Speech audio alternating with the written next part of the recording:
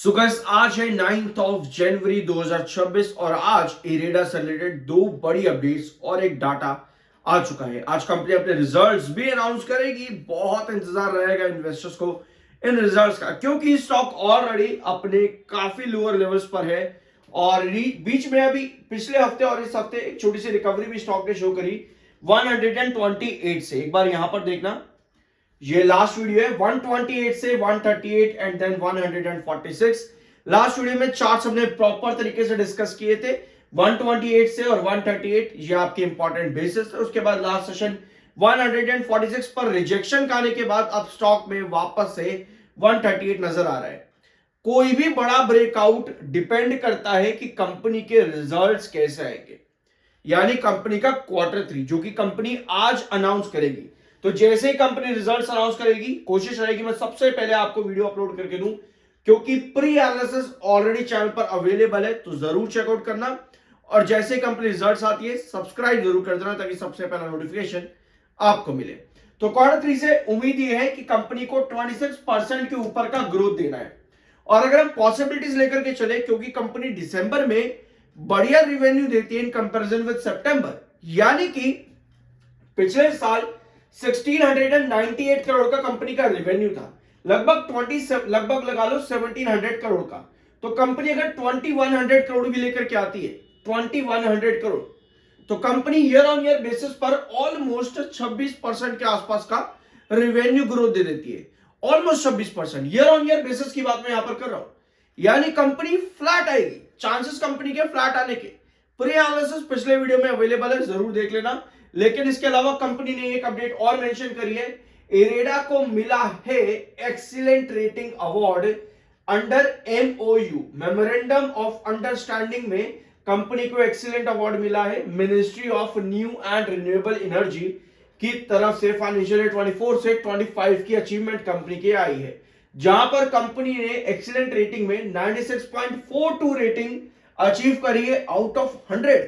तो कंपनी के लिए, इरेडा के लिए बड़ा अचीवमेंट है। कंपनी ने अच्छा परफॉर्मेंस शो किया है, एक्सीलेंट परफॉर्मेंस में कंपनी की रेटिंग काफी बढ़िया इंप्रूव हुई है। पर स्टॉक पर उस तरह से इन्वेस्टर्स इंप्रेस नहीं हो पा रहे हैं जिस तरह साल 2023 से 2024 के बीच में इन्वेस्टर्स हुए थे। अगर आप टॉप पर बाइंग करके बैठे हो, अभी भी आपके लिए गिरावट है और कोई भी न्यूज आपको इंप्रेस नहीं कर रही होगी फिलहाल के लिए। दिसंबर 2025 कंपनी का म्यूचुअल फंड का डाटा भी आ चुका है। Motilal Oswal Nifty mid cap, इन्होंने क्या किया है, इन्होंने 2.81% अपनी होल्डिंग इंक्रीज करी है इरेडा में, यानी 17,068 क्वांटिटीज ऐड करी है। ऑल्दो ये क्वांटिटीज बहुत कम है, अगर हम प्रीवियस क्वांटिटी जो ये होल्ड ऑलरेडी कर रहे थे उससे कंपेयर करें, मात्र 2% ही इन्होंने होल्डिंग इंक्रीज करी है। नेक्स्ट आते हैं Nippon India Nifty mid cap, इन्होंने 1.76% होल्डिंग इंक्रीज करी है, यानी 7,715 ही शेयर।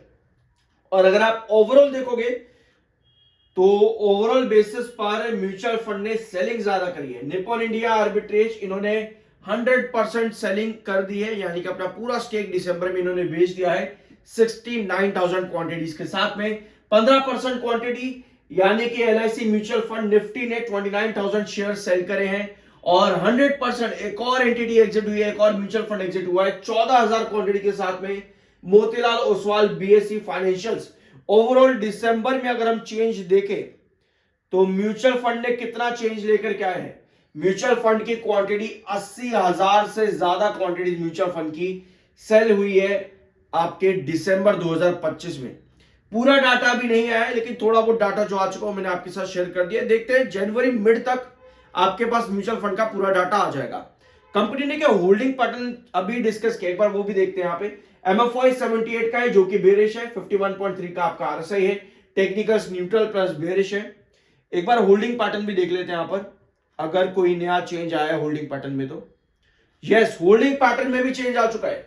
71.76% आपके अभी भी प्रमोटर है ही, और आपके एफआईएस ने बाइंग करी है 1.92 से 2.07% आपके एफआईएस आ चुके हैं।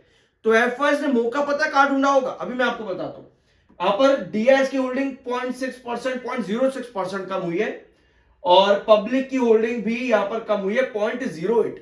तो एफआईएस और डीआईएस ने जो बेचा भैया वो सारा पब्लिक ने खरीद, आपके प्रमोटर ने खरीद लिया। जो आपके डीआईज और पब्लिक ने बेचा वो आपके प्रमोटर ने खरीद लिया, अब सॉरी एफआईज ने खरीद लिया। ठीक है, अभी आपने ये चार्ट देखा वीडियो की शुरुआत में, तो कहीं ना कहीं एफआईज ने अपना जो मौका ढूंढा ना वो 128 के इस इंपॉर्टेंट बेस के पास ही ढूंढा, जहां पर पब्लिक एग्जिट करके चले गए छोटी मोटी क्वांटिटीज के अंदर, छोटी मोटी होल्डिंग परसेंटेज में। तो एफआईज वही मौका ढूंढते हैं जहां पर पब्लिक एग्जिट करती है, और पब्लिक वही एंट्री करती है जहां पर एफआईज एग्जिट करते हैं, यानी टॉप लेवल पर। अब इस तरीके से अगर आप यहां पर देखोगे तो स्टॉक में आपको नजर आएगा 128 138 एंड 146 और ये 156। ये चार इंपॉर्टेंट ट्रेड है। लास्ट वीडियो में हमने डिस्कस किया था बी आपका जो 146 है, यहां पर सस्टेनेबल कैंडल बननी जरूरत है, अदरवाइज आप वापस से गिर जाओगे 138 पे, और फिर 138 पर भी सस्टेन नहीं करता एंड देन अगेन 128। तो कोई भी ट्रेंड आपका कंटिन्यू ब्रेकआउट्स में कैसे रहेगा वो डिपेंड करता है कि वो अपने रिस्ट्रिक्शंस पर किस तरह से काम कर रहा है। मिड रेस्ट्रिक्शन, क्रूशियल रेस्ट्रिक्शन, अगर वहां सस्टेनेबिलिटी नहीं बन रही तो आपकी गिरावट आएगी। ये पैटर्न्स आपके शॉर्ट टर्म पे काम करते हैं। अब मेरे पास पिछले वीडियो में एक कमेंट आया था बड़े ही प्यारे से एक व्यूअर का, और बड़ा ही सुंदर सा कमेंट था, थोड़ी गाली भी दी थी उन्होंने, फिलहाल कोई बात नहीं, जाने देते हैं। तो उनका कमेंट ये था कि भाई तू इतना ही बड़ा एक्सपर्ट है तो ये बता 6 साल में कहां जाएगा। एक बात ध्यान से सुनना, मार्केट कभी भी इस तरीके से नहीं चलता कि 6 साल में अगर मान लो आज कोई स्टॉक हल्का सा बढ़ गया है तो 6 साल तक वो बढ़ता चला जाएगा। मार्केट इस तरह से नहीं चलता। मार्केट में गिरावट भी आती है, मार्केट में करेक्शन भी आती है। सेक्टर को लेकर के अगर न्यूज नेगेटिव आएगी तो भैया वो स्टॉक धड़ाम से गिरेगा और शायद अपने ऑल टाइम लोज को भी ब्रेक डाउन कर दे। अगर सेक्टर अच्छा नहीं है तो भैया कंपनी नहीं चलेगी। सीईआरसी ने अपने नए रूल्स और रेगुलेशन दिए, स्टॉक में बड़ी गिरावट आई। IREDA, Suzlon, Waaree Energies, Inox Wind, Premier Energies, सभी स्टॉक्स धराशायी हो गए और इन सभी स्टॉक्स ने एक टाइम पर बढ़िया रिटर्न्स दिए। तो जब भी बात आती है कि भाई ये बता 6 साल में कितना होगा, भैया मार्केट ऐसे चलता ही नहीं। अगर आपको कोई इस तरह के जवाब दे रहा है ना इन सवालों पर, क्या था 6 साल में इरेडा 2000 हो जाएगा, ले लो, अगर इस तरह के जवाब आपको कोई दे रहा है भैया दूरी बना लो, क्योंकि मार्केट ऐसे नहीं चलता। आपको अपने असेसमेंट्स बार बार करने पड़ेंगे, अपने डिसीजंस को बार बार चेंज करना पड़ता है। मैंने आपके साथ अपना पोर्टफोलियो भी शेयर किया था इरेडा का 2024 का, उस पर भी लोगों ने गालियां दी कि भाई बेवकूफ बना रहा है, झूठ बना रहा है, ये बोल रहा है, वो बोल रहा है। 66 पे एंट्री करी थी और लगभग टॉप के पास जाकर के 228 200 टॉप के पास जाकर के मैंने सेलिंग करी थी। पूरा मैंने होल्डिंग पैटर्न आपको दिखाया था अपना, उसमें भी लोगों ने गालियां दी। इसी वजह से मैं कभी भी नहीं दिखाता अपना पोर्टफोलियो मेरा कैसा चल रहा है, क्योंकि अगर बढ़िया होगा तो लोग उस पर भी गाली देंगे कि भाई बेवकूफ बना रहा है, अगर खराब होगा तो लोग कहेंगे भाई इसका तो खुद की हालत बुरी है, हमें क्या बता रहा है। तो बेटर ये है कि अपने डिसीजन जब भी आप ले रहे हो प्रॉपर नॉलेज के साथ में और प्रॉपर रिसर्च करके लो।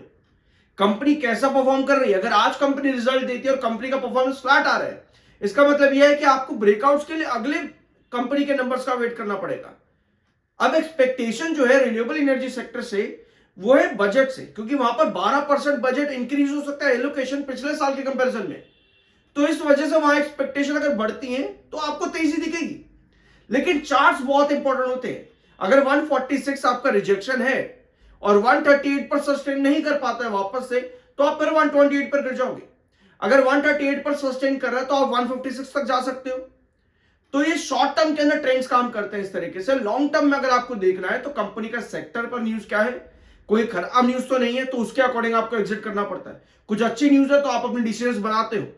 इस तरीके से मार्केट चलता है।